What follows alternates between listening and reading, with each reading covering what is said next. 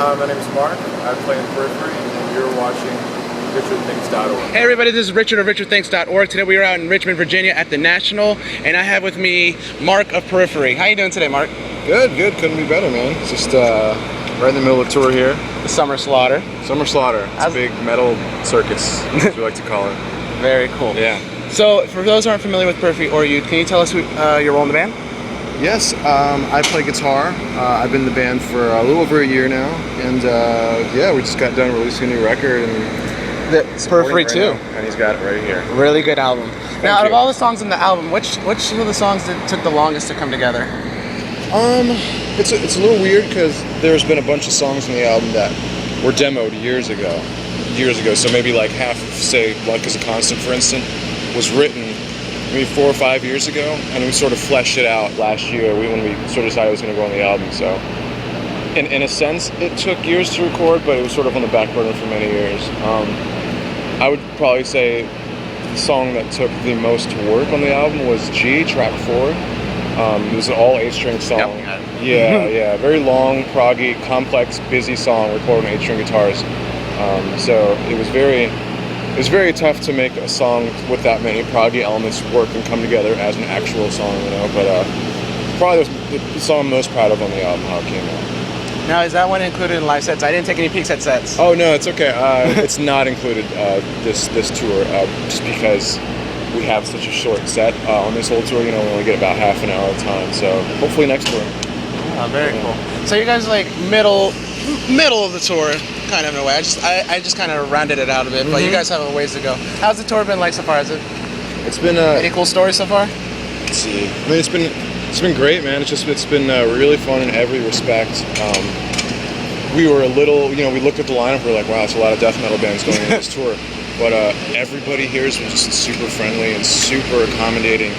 And you know, all of the bands have been doing it for a really long time. At least all of the sort of the headlining bands. You know, some of them are our peers, but you know, the rest are like just are veterans. You know, they're really good at their craft. So we learn a lot just by being around them.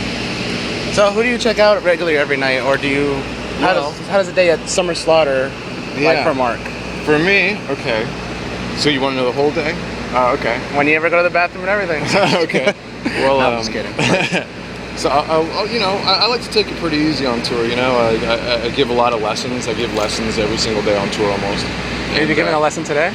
I did not, because we have friends and family in town. So yeah, I figured since you know you guys are close to hometown. Yeah. Well, Maryland. Yeah. Ways away. Yeah.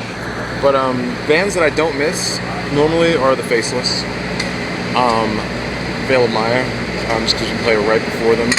Also, a band that's only on tour for 6 days, that just came joined up for a stretch, is the Contortionists, and they're ridiculous. They're like one of my favorite bands ever, and they're here for 6 days. So I watched the whole set today, and I'm probably gonna watch the whole set for the next 6 days as well. So, very cool.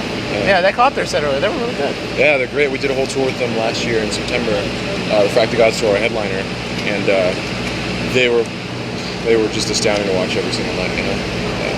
Very cool. So here's a question I ask every single person I interview. Now, if anybody could cover a Periphery song, who would you want to see them throw a twist on one of your songs? Who would I want? Or like anybody, group, singer. I'm talking about, you can have Katy Perry, or you can have Metallica, Megadeth, whoever. Cover a Periphery song. Yeah. Interesting. Anybody. I've gotten some pretty interesting answers so far. I got Michael Jackson from the dudes from Upon a Burning Body, I believe. I think it's one of them. Someone will quote me on this one wrong. But one of them answered that. Let's see. I don't know. I'd like to hear. I'd like to hear like a. Any style. Yeah, like a really like pop take on one of our songs. You know, like someone did like a really pop remix of Icarus Lives last year, and I actually really liked it. And I would actually like to hear more of our songs, like sort of throwing like a bubblegum Katy Perry pop sort of way. You know, I think it's really interesting. And us as musicians, I think we'd like to admit, or we would not like to admit that we listen to pop music sometimes. So yeah, definitely like to hear a really bubblegum pop version of one of our songs. Yeah. Very cool. So another one, if you had to open your email inbox right now, and it says tour offer from management, Who is that tour offer from? Anybody in the world. If I could choose? You could choose. Ooh, okay, so there's a couple, let's see.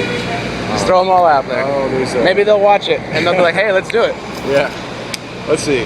I would love to tour with a band like Killswitch, Gojira, Meshuggah. Dude, I totally said Gojira should have been on this. Yeah, I would have loved to have Gojira on. Let's see. Slipknot is an obvious one. Deftones, freaking Metallica. Anybody that wants to take us on tour, basically. So if you're a big band and you like our music, take us on tour. Coldplay. If you're watching this, let's go on tour. Coldplay. That's very interesting. Yes. So on the subject, that's a really random choice. What's the most obscure thing on your iPod you have right now? That people wouldn't have guessed.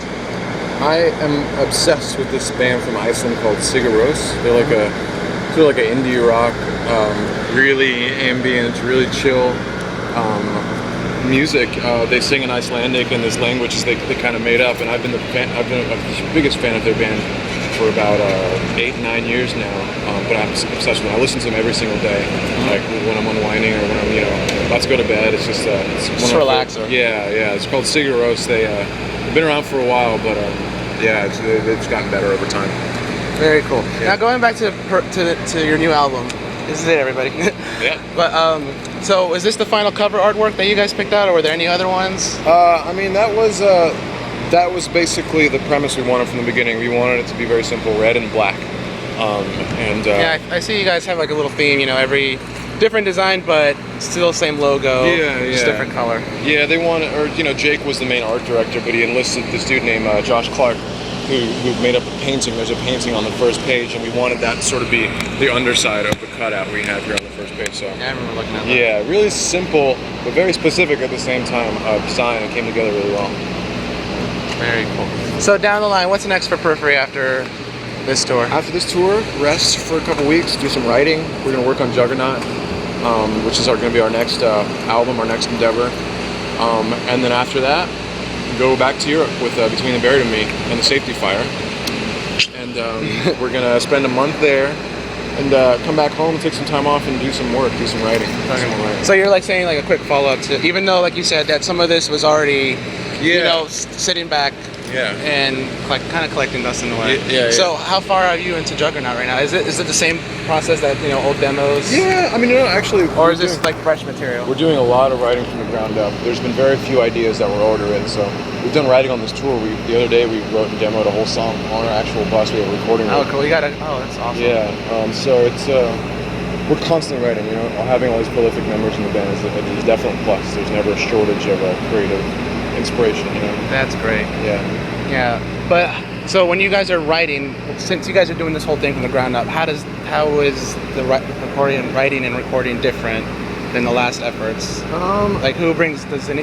you write a riff and then someone brings out another idea to the table? Well, because some people have different ideas how to do that stuff. Yeah, I mean, for us it starts with our guitar players mainly. So me, Jake, or Misha will start with the riff or a song idea. We'll get together at Misha's apartment, and we'll just bounce ideas off each other, and we'll trade the guitar. We'll pass the guitar back and forth, and sort of just see what comes out. And it's very organic and natural. It's almost improvisational in a way, the way it occurs. But who knows, that it could change in time. Our writing process could change, but as it is, we work together very well in that respect. The three of us will get together, and then we'll start sending songs. Matt will give his feedback, Spencer will give his feedback and write lyrics over it. It's been very, very organic. Very cool. Do you think you'll feature a guest like you did on Aerosmith with John Petrucci? Yeah. Any idea? No ideas. Wish list? Wish list. Whoa. Yeah, there's a big wish list, yeah, we haven't talked about that yet. We sort of want to get the material in line first, write it all together, and then maybe think about it. Because that's stuff we really consider bonus, like, sort of like sprinkled toppings on top of, like an already finished product. But we'll see. On the wish list, can you name like 2 or 3? Oh yeah, Devin Townsend, Chino Moreno. That would be interesting. One with Chino. Yeah, awesome. I would love to. He's one of my favorite singers ever, and Devin obviously is one of my biggest influences. The list goes on and on. Yeah. All right, man. Thanks for your time today. Thank you, man. Thank you. Mark at Periphery, richardix.org, signing off. See ya. See ya.